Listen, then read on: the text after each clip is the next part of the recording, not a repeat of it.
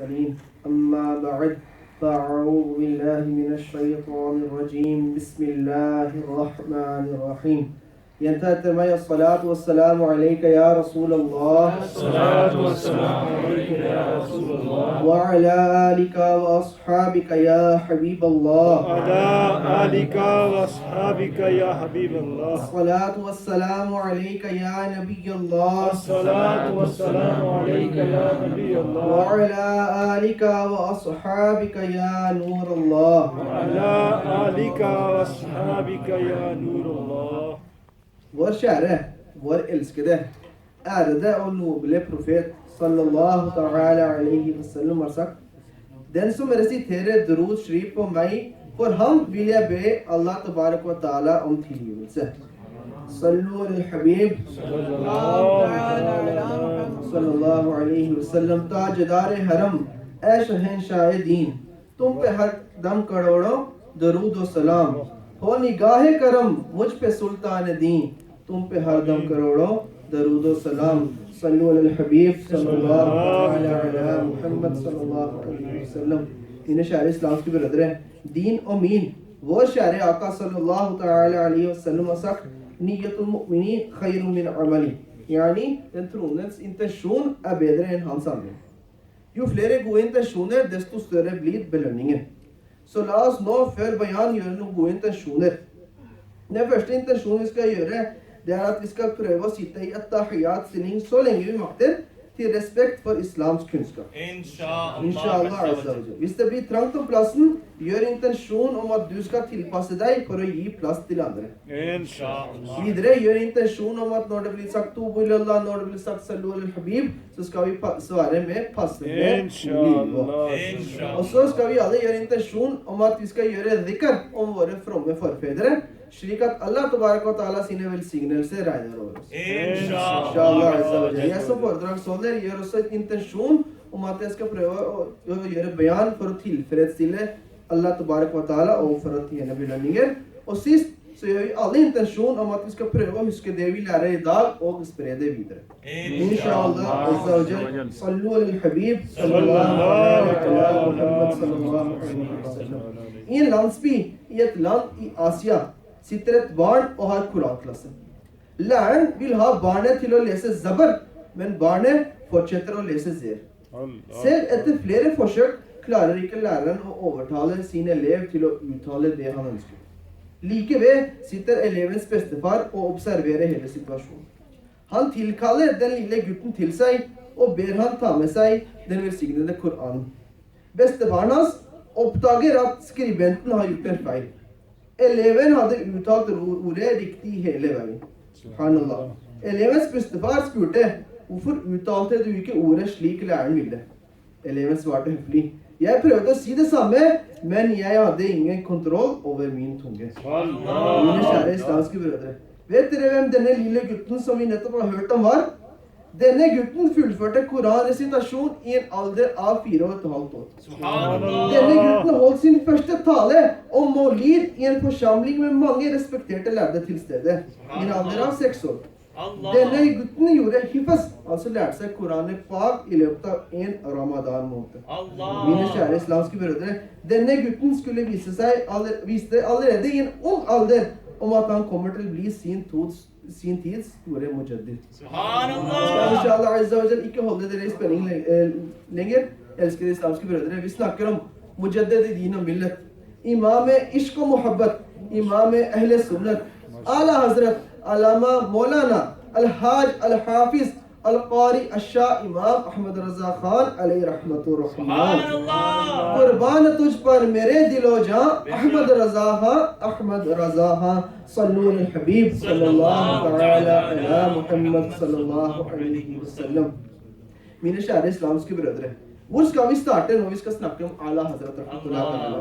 Skal vi starte med han rahmatullah ta'ala alayhi sin kjærlighet for profeten sallallahu alaihi wasallam? En kjærlighet som i dag har smittet over på millioner av mennesker verden rundt. Som alle sier, «Dal di qalb med, azmat Mustafa, Sayyidi Ala Hazrat pe, Yaqo Salam». Eller skal vi snakke om hans enestående kamp mot ulike grupper og enkeltpersoner som prøvde å spre fitna, spre falsk aqaid mot læren av Ahl Sunnah wal Jamaah. Ala Hazrat tok opp kampen mot dem også. तूने बातिल को मिटाया ए इमाम अहमद रजा दीन का डंका बजाया ए इमाम अहमद रजा सल्लु अल हबीब सल्लल्लाहु अलैहि मुहम्मद सल्लल्लाहु अलैहि वसल्लम. Mine kjære islamske brødre, Ala Hazrat rahmatullahi ta'ala alayhi ble født lørdag den 10. Shawwal 1272 etter hijri-kalenderen og 14. juni 1856 ifølge vår kalender. Ved Zohar-tiden i Jazuli, Bareilly Sharif i India. Ala Hazrat rahmatullahi ta'ala alayhi sin bestefar ga ham navnet Ahmad Raza. Navnet vi kjenner ham med i dag, selv om hans virkelige navn er Muhammad. Både Ala Hazrat sin far Ghazali Zama, Maulana Naqi Ali Khan rahmatullahi ta'ala alayhi og hans bestefar Maulana Raza Ali Khan rahmatullahi ta'ala alayhi var høyt respekterte lærde av sin tid. Ala Hazrat rahmatullahi ta'ala alayhi fikk undervisning av sin far, og før han fylte alderen av 14 år var han ferdig med undervisningen innen dini ulum. I dag kjent som Darsenizam. Og den samme dagen som han fullførte studium, skrev han sin første fatwa. Subhanallah. वो इल्म की तूने शमआ जलाई सब अहले सुन्नत तुझ पर है नाजा अहमद रजा सल्लु अल हबीब सल्लल्लाहु अलैहि वसल्lam. Mine kjære islamske brødre, la oss nå høre om Ala Hazrat rahmatullahi ta'ala alayhi og kunnskapen innen den hellige Koran. For å kunne kalle seg en ekspert innen den hellige Koran må man ha inngående kunnskap innen fagområder slik som Shan Nuzul, Sani og Mansur, Tafsir bil Ahadis, Tafsir bil Sahaba. Alhamdulillah ala kulli hal. Ala Hazrat rahmatullahi ta'ala alayhi behersket samtlige av disse fagene. Derfor er Ala Hazrat rahmatullahi ta'ala alayhi sin tarjma i Kanzul Iman ikke noe annet enn et mesterverk. Få oversettere har gått så grundig til verk som Ala Hazrat rahmatullahi ta'ala alayhi har gjort i Kanzul Iman. Det er brukt et språk som har gjort at man ikke har mistet noe av det originale budskapet. Ilm ka chashma hua hai mujhe zan tahrir mein jab kalam tune uthaya e imam Ahmad Raza hashr tak jari rahega faiz kyunki tumne hai faiz ka darya bahaya e imam Ahmad Raza sallu ala al-habib sallallahu ala Muhammad sallallahu alaihi wasallam. Mine kjære islamske brødre, la oss nå gå videre og høre om Ala Hazrat rahmatullahi ta'ala alayhi og hans status som mufti. Vi hørte tidligere i dag at Ala Hazrat rahmatullahi ta'ala alayhi skrev sin første fatwa i en alder av 13 år. 13 år, mine islamske brødre, det er en 8.-klassing i norsk måling. Og det spesielle ved Ala Hazrat rahmatullahi ta'ala alayhi sin status som mufti var at det ikke var bare vanlige folk som kom til han med sine spørsmål og problemstillinger, men også store lærde og akademikere på den tiden. Hazrat Allama Maulana Khadim Hussain Damat Barkat Qudsi gjennomgikk alle fatwaene inni av Fatawa Razia sine 30 bind, og fant at det var totalt 4500 spørsmål og problemstillinger der. I disse 9 bindene. Av disse 4500 spørsmål og problemstillinger var hele 1061 spørsmål, altså nesten en fjerdedel, som var stilt av lærde og akademikere. Dette er også en av årsakene til at Imam Ahl Sunnat rahmatullahi ta'ala alayhi sjelden ga ja-nei-svar, men kom alltid med utfyllende forklaringer og utfyllende dalil. I dag består Fatawa Razvaya Sharif av hele 32. Sallu ala al-habib sallallahu ta'ala ala Muhammad sallallahu alaihi wasallam. På den tiden Ala Hazrat rahmatullahi ta'ala alayhi levde, altså under hayat mubaraka til Ala Hazrat rahmatullahi ta'ala alayhi, var det en del politiske uenigheter i det indiske subkontinentet. Samtidig var det en del trusler mot etablerte aqaid, etablerte trosartikler, altså aqaid som man hadde fulgt og levd etter med tilknytning helt tilbake til sahaba karam, alayhi ridwan, ble nå utfordret av ulike fitner. Noen prøvde å spre fitna om Allah ta'ala sin status, ma'azallah. Ala Hazrat rahmatullahi ta'ala alayhi skrev hele 5 hefter som svar til det. Andre prøvde å spre falsk aqaid om profeten sallallahu ta'ala alayhi wasallam, om følgesvennene alayhi ridwan, om Ahle Bayt Athar, om de forfedrene og Awliya Karam rahimahumullah mubin. I tillegg var det også en fitna hvor en viss person hevdet å være profet og Messiah. Ala Hazret Rahmatullahi Ta'ala aleyh skrev utfyllende svar til alle disse fitnene. Alhamdulillah. Og i korte trekk, når enn det dukket opp en fitna, var Ala Hazret Imam Ahl Sunnat Mujaddid din og millet Rahmatullahi Ta'ala aleyh klar for å beskytte religionen og brukte store deler av sitt liv på dette. Det er derfor Amir Ahl Sunnat Damat Barakatum aleyh skriver sin kalam कि तूने बातिल को मिटाया ए इमाम अहमद रजा दीन का डंका बचाया ए इमाम अहमद रजा सल्लु अलल हबीब सल्लल्लाहु तआला अला मुहम्मद सल्लल्लाहु अलैहि वसल्लम mine kjære islamske brødre. Ala Hazret Rahmatullahi Ta'ala aleyh var ikke bare mester innen religiøse emner, men behersket også andre akademiske emner, slik som ilm al-tawqid, altså vitenskapen om bestemmelsene til tid for bønn og faste, astronomi, numerologi, logikk, fysikk, dialekter, retorikk, filosofi og matematikk. Ifølge beretning behersket han hele 52 studium eller fagområder. Ala Hazret Rahmatullahi Ta'ala var usedvanlig flink i matematikk. En gang besøkte Dr. Ziauddin. Han var rektor ved Aligarh Universitetet i India og var innehaver av mange internasjonale studiegrader og internasjonale priser i matematikk. Han kom til Ala Hazret Rahmatullahi Ta'ala for å finne en løsning på et matematisk problem. Ala Hazret alayhi rahma ba han om å beskrive problemstillingen, men Dr. Ziauddin sa, det er ingen problemstilling jeg har med meg, ingen enkel problemstilling jeg har med meg i dag. Men Ala Hazret Rahmatullahi Ta'ala insisterte og sa, vennligst forklar problemstillingen. Rektoren så beskrev hele problemstillingen for Ala Hazret Rahmatullahi Ta'ala og fikk umiddelbart et tilfredsstillende svar. Overrasket som han ble, sa Dr. Ziauddin, jeg var klar til å reise helt til Tyskland for å få en løsning på dette problemet, men vår professor av islamske studier, Maulana Sayyid Suleiman Ashraf, foreslo at jeg heller burde besøke deg. Det virket som om du allerede var i gang med å søke en løsning på dette problemet i bøkene. Han var glad og reiste fornøyd tilbake og var så imponert av Ala Hazret Rahmatullahi Ta'ala sin personlighet at han var skjegg og begynte å be og faste regelmessig. Sallu al-Habib sallallahu ala Muhammad sallallahu alaihi wasallam. Mine kjære islamske brødre, det er en hadis berettet i Mishkat Sharif hvor Sayyidina Abu Huraira radiyallahu ta'ala an beretter at den hellige profeten sallallahu ta'ala alaihi wasallam sa, sannelig på slutten av hvert århundre vil Allah tabarak wa ta'ala sende en slik person til umma som vil gjenopplive din for dem. Med andre ord, når det kommer en periode der det er mangel på kunnskap, når det kommer en periode der folk begynner å gå bort fra sunna, når det kommer en periode når det er økning i falske innovasjoner, og når det kommer en periode hvor det er økning i jahaliyat, i uvitenhet, vil Allah tabarak wa ta'ala sende en person i begynnelsen eller slutten av hvert århundre som vil vise oss forskjellen på det gode og det onde. En slik person er også kjent som en mujaddid, en gjenoppliver av din. Mine kjære islamske brødre, tiden er ikke stor nok til at vi skal gi en utfyllende begrepsforklaring om mujaddid og hva en mujaddid er. Men jeg skal inshallah azza wa jal gi noen eksempler på mujaddid opp gjennom årene for å gi dere en liten følelse av hva slags tungvektere i islam vi snakker om her. La oss starte med første århundre. Sayyidina Imam Umar bin Abdul Aziz rahmatullahi ta'ala alayh.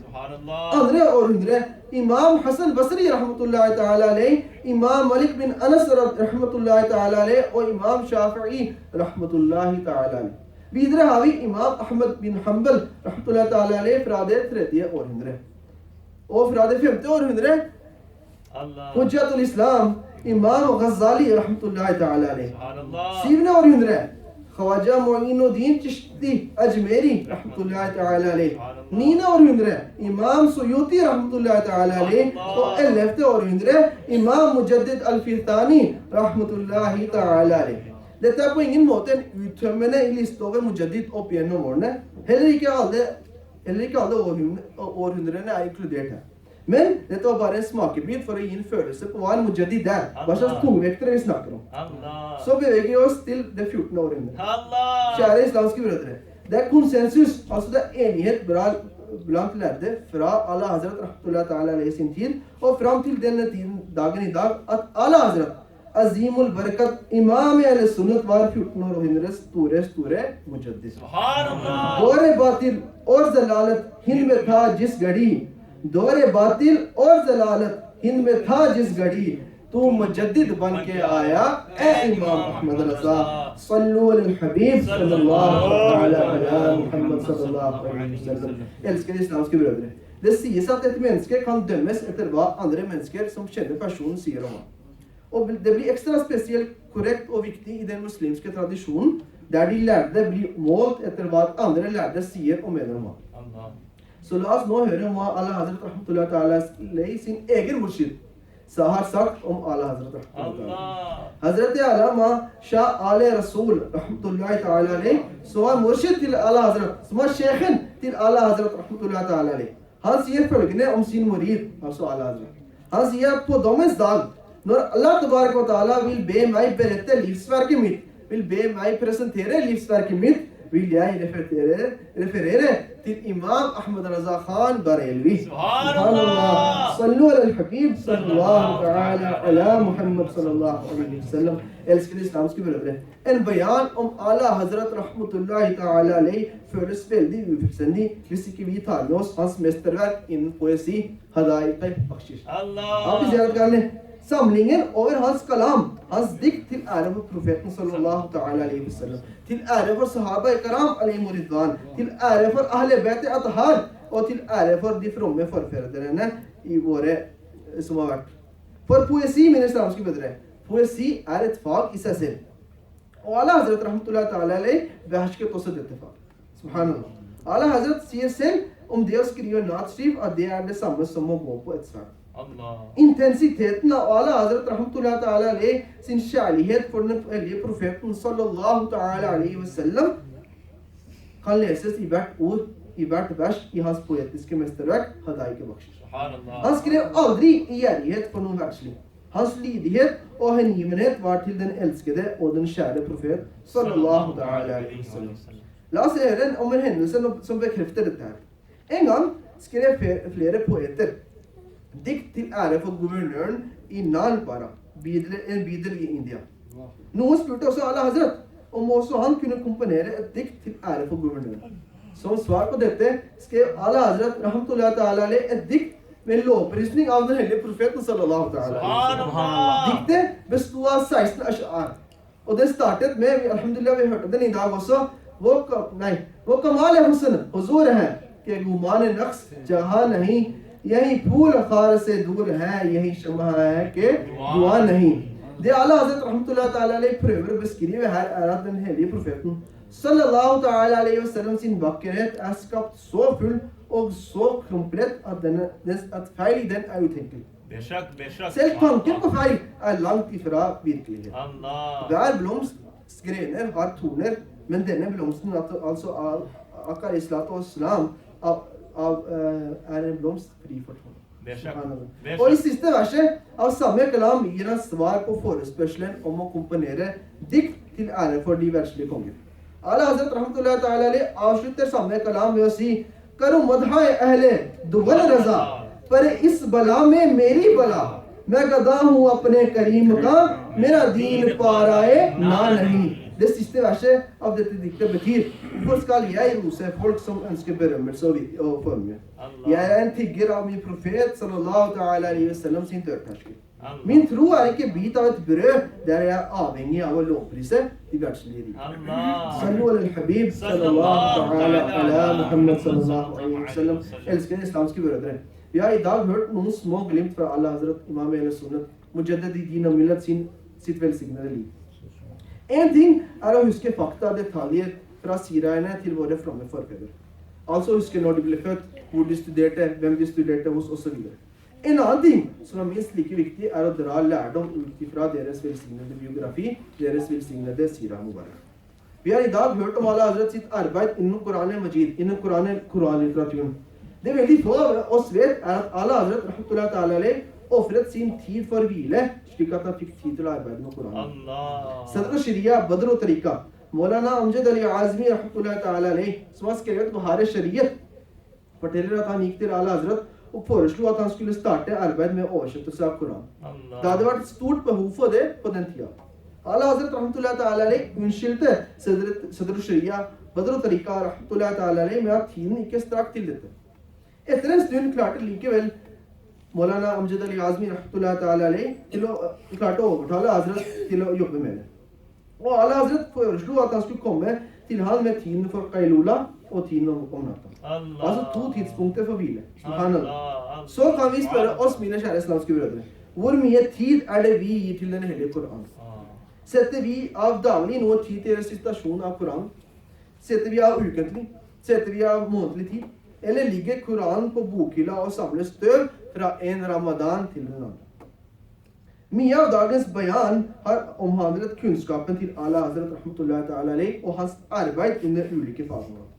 Det er berettet at Ala Hazret rahmatullahi ta'ala alayhi behersket 52 ulike studium, ulike fagområder.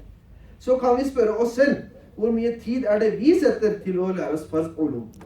Kjenner vi til de mest elementære reglene ved religion? De mest elementære reglene ved bønn, rituell renselse, begravelsesbønn? Kjenner vi til reglene vedrørende baksnakking, løgn, sjalusi? Vi avsluttet dagens bayan med å snakke litt om hada'iq bakshish, mesterverket innen nat og kalam. Vi hørte om hvordan denne var et bevis på Ala Hazret rahmatullahi ta'ala alayhi sin intense kjærlighet for profeten sallallahu ta'ala alayhi wa sallam. Så kan vi spørre oss selv, mine islamske brødre, hver av en av oss, hvor mye av våre handlinger er i dag i henhold til sharia og i dag i henhold til de velsignede sunnah. Mine kjære islamske brødre, måtte Allah tabarak wa ta'ala velsigne dere med sin barmhjertighet for hvert eneste sekund dere har valgt å tilbringe i moskeen i dag. Imidlertid bør vi ha som mål å være at når vi har kommet hit, så må vi være litt forandret enn da vi kom her. Inshallah. Alhamdulillah. Det er nettopp en slik tankegang Dawat Islamic ønsker å plante i deres hjerte. Subhanallah. Alhamdulillah, millioner av mennesker verden rundt har funnet veien til fromhet gjennom Dawat Islamic under tilsyn av Amir Sunnat Damat Barakatuh. Forsøk å delta i de ukentlige aktivitetene som arrangeres i regi av Dawat Islamic. Her i Norge har vi ijtima hver torsdag klokken 6:30 ved Fasana Medina Høyre. Og fra tid til annen reiser også Madani Qafila til ulike land, til ulike byer og ulike moskeer. Vi har intensjon om at du skal være med neste gang. Inshallah. Og sist, men ikke minst, Madani Inamat. Inshallah. I en hadis er det berettet at en klok person er den som setter av et øyeblikk hvor han gjør muhasib av sin nafs. I Dawat Islamic sitt Madani miljø kalles det å gjøre muhasiba fikra Madina. Fikra Madina vil si at man daglig ved hjelp av Madani Inamat-kortet gjennomgår sine handlinger og rutiner med akhira i bakhodet. De handlingene som er til vår ugunst, må vi prøve å luke ut fra våre liv, og de handlingene som er til fordel for yom i akhira, bør vi forbedre ytterligere. Dette heftet, alhamdulillah, er det også tilgjengelig på norsk og engelsk. Så gjør intensjon om å ta med deg et slikt hefte og begynne å gjøre Fikra Madina fra allerede i dag. Inshallah. Enhver islamsk bror bør ha følgende Madani-mål. Jeg skal prøve å rette på meg selv og folket av hele verden. Inshallah. For å rette på oss selv må vi handle på Madani Inamat, og for å rette på folket av hele verden må vi reise på Madani Qafila. Inshallah. Måtte Allah hedre deg i den grad. Og Dawat Islami måtte du skinne overalt. Måtte Allah tabarak wa ta'ala velsigne oss med æren av å leve i dette Madani-miljøet av Dawat Islami resten av vårt liv. Måtte Allah tabarak wa ta'ala gi oss evne til å lære noe fra dagens bayan og huske det slik at vi kan lære det bort til andre islamske brødre. Amin. Bijahil nabil amin. Wa sallallahu ta'ala alaihi wa sallam. Sallu ala al-habib. Sallallahu ta'ala ala